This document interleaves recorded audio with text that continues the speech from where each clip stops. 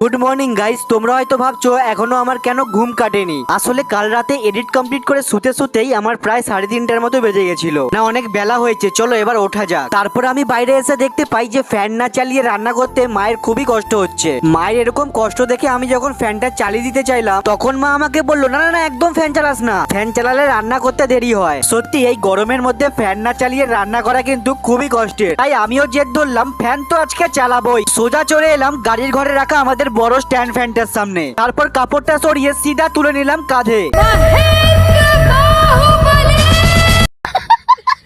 তারপর আমি ফ্যানটাকে কাঁধে করে নিয়ে এসে মায়ের রান্নাঘরে রেখে দিলাম। এত খাটনি করতে গিয়ে নিজেই হাঁপিয়ে গেছি, তাই একটু নিজেও হাওয়া খেয়ে নিলাম। সত্যি এই ফ্যানটার আওয়াজে এত ঠান্ডা এর আগে বুঝতে পারিনি। हेलो यमराज, मैं बांगड़ बिल्ला बोल रहा हूँ शैतान चौराहे से। এবার মায়ের রিয়াকশনটা দেখা যাক। তখন মা আমাকে বলছে, হ্যাঁ রে এবার একটু শান্তিতে রান্না করতে পারবো। তো চলো আজকের ব্লগটা এখানেই শেষ করলাম, বাই।